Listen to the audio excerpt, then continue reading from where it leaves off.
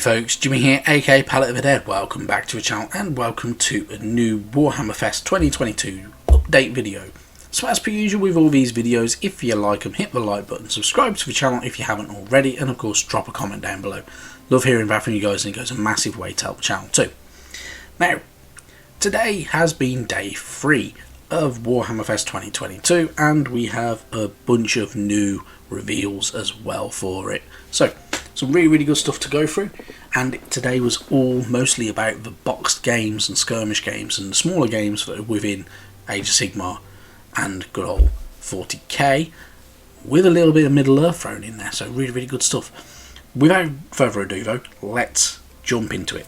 So first off, I'm going to start off with Kill Team. Kill Team is going to see a new update for it for the next year essentially.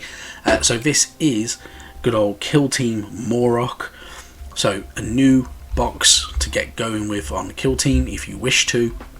Some really cool bits and pieces to them. They have some really cool new units, including the new Blooded Traitors, who look pretty sinister as well, don't they? They are essentially the traitors from the Astra Militarum who have turned their back on the Emperor to worship the Chaos Gods.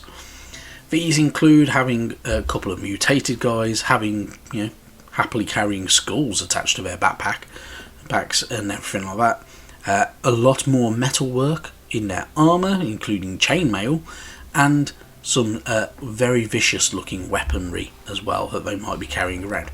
But they look really cool. They have a nice look to them, and I must admit, they are very impressive sculpts in all honesty. So, with this lot though, you do get a Traitor Enforcer and a Traitor Ogryn, who were actually first seen in an expansion for Blackstone Fortress, the Warhammer Quest game. That is a little bit older now, but yeah, they're really good, and yeah, they've been added to the ranks of the traitors as well, so they fit in with the Traitor Guardsmen that you did get in Blackstone Fortress, as well as these new guys as well. So they are definitely ones to look out for, but they look really good, I must admit. Nice, impressive sculpts. Then we also get some new Space Marine range, so we get a Phobos strike team, also really cool, and they look really good. So these, of course, being from the Space Marine range, they are based on some kits that are already available, which is the Incursor Infiltrator kits. So these are all Phobos armoured Space Marines. I really like the Phobos armour. I think it's one of the best armours that the Space Marines has, and they look really cool as well. So they look a bit sleeker than regular Space Marines, and not so chunky and stiff really with them. But yeah, they look really good stuff. I must admit, I do really like them. They have a pretty cool look to them. In this new box as well though, you do get a load of scenery with it. So there will be the landing pad, a new battlefield map of course. There will be the STC hab bunker and stockades.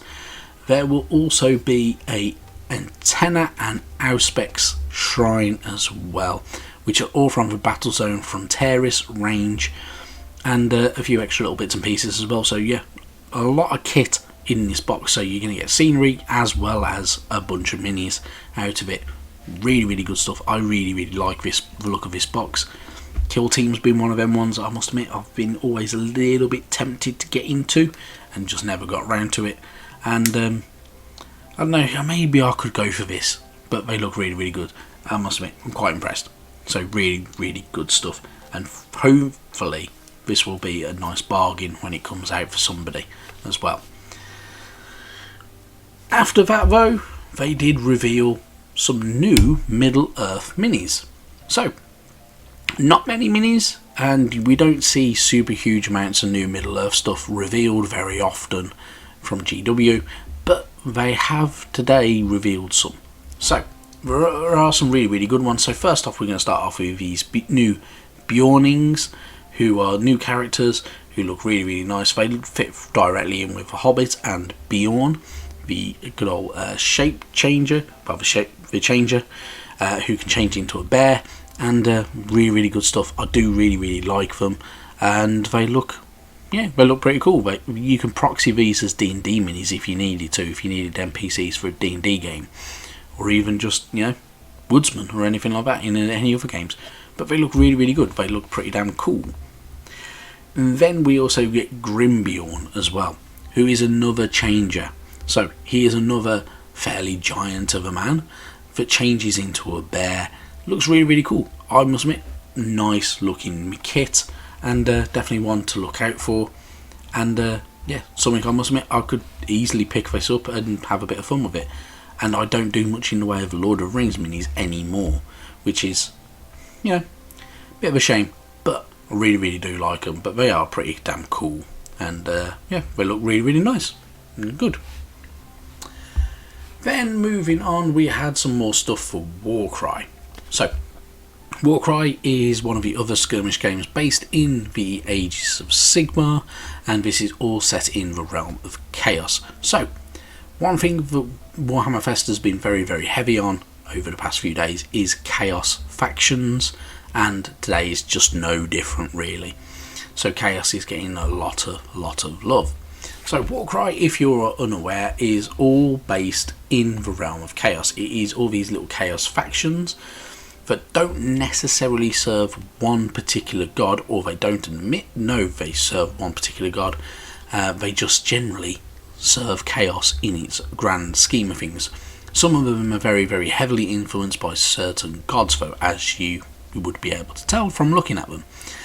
So this is a new kit that will be not any different, in all honesty. So these are the Horns of HASHUT. These are bull armoured looking guys who have these pretty cool helms that have a bull's head on them and these big massive horns, and they look pretty damn cool at the same time. There are a couple of them that are obviously the kind of thralls underneath the chieftains, who have these pretty damn cool weapons and these awesome armor kits. They look really, really nice, they look really, really cool, and I do genuinely like these guys. They look pretty damn good while they're doing it. So there are some pretty cool sculpts, and yeah, definitely a nice one. It's, yeah, just looks like it's going to be a fun kit to build and paint and have fun with. Not only that though, for Warcry they did also reveal the Centaurion Marshal.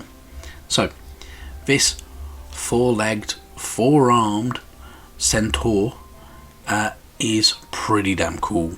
He is definitely warped by living in the realm of chaos, with 4 arms, each carrying a weapon, as well as having a long tail that also has a curved blade attached to the very end of it to make it kind of like look like a bit of a manticore style tail, and looks really, really cool. He has some pretty gnarly armor on, and yeah, he just looks really, really good. I really, really like this model. I think it's a really nice sculpt. It just looks like it fits right in with chaos. It looks brilliant. It's a really, really nice one. You know, you got one arm throwing a net, one carrying a spear, one carrying a mace, and then one carrying a blade. Really, really good stuff. Genuinely a really cool mini there. And I'm not a chaos player, but that does tempt me to pick one of these guys up, just because it looks like it'll be dead fun to paint and have a crack at. And then, last but not least, for Necromunda, they have revealed Squat Prospectors as a new gang to kind of go through. So obviously they are going into the Ash Wastes, and you have the Ash Waste Nomads, and you also have a lot of cool new bits for the different houses within good old Necromunda, and there will be probably more updates later on as the Ash Waste story progresses, as well as new vehicles. They are now bringing Squat Prospectors to good old Necromunda as well. So these are not your regular Leagues of Voltan units. These are literally called Squat Prospectors and nothing else. They probably can be used with the Leagues of Voltan when they come out, but for now we get to check these guys out. So there are some pretty cool ones. So there's this chap, there are a chap carrying 2 pistols, there is a guy carrying this awesome looking hammer and stuff like that, and there are some pretty cool looking guns, and they just look like they're slightly comic at the same time, but they look really good fun. So it'll be really, really nice to see these going along, but these guys are there to dig up the minerals and protect what they are retrieving as well. So really, really cool stuff. I do like the look of these kits, and I do think maybe I will venture into the squat territory when the Leagues of Voltan come out, and even with these guys, just because they look like a great deal of fun, in all honesty. So really, really good stuff from good old Warhammer Fest. There's been loads of really good reveals, in all honesty, over the last few days.